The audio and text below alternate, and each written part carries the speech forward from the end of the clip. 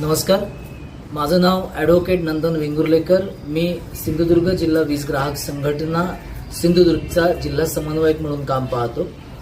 सिंधुदुर्ग जिल्ह्यातील 3,59,223 विविध कॅटेगरीचे जे वीज ग्राहक आहेत त्या सगळ्या वीज ग्राहकांच्या वतीनं आमची महाराष्ट्र प्रशासनाकडे अशी मागणी आहे की सिंधुदुर्ग जिल्ह्यात तयार होणारी जी महालक्ष्मी पॉवर कंपनी दोडामार्गमधील जी स्वतःच्या ताकदीने 42 मेगावॅट जी वीज तयार करते आणि ज्या विजेचा मागील 3 वर्षापूर्वी त्याचं करार संपूनही आणि त्याचं नूतनीकरण न केल्यामुळे आमचे सगळे वीज ग्राहक त्यापासून वंचित आहे, ज्याचा सगळ्यात प्रमुख फटका हा दोडामार्ग तालुक्याला बसलाय.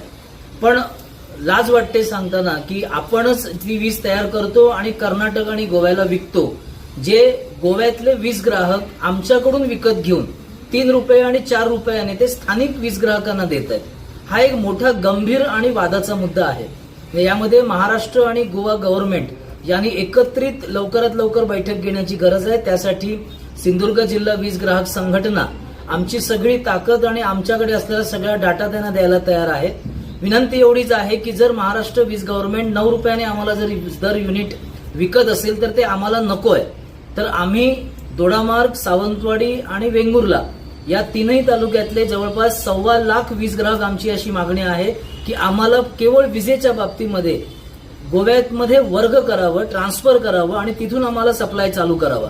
जी वस्तू आम्हीच तयार करतो शेतामध्ये तीच गोष्ट आम्हाला 100 रुपयाने विकत घ्यावी लागते, जी जागेवरती 10 रुपयाला मिळते. ही एक गंभीर बाब आहे.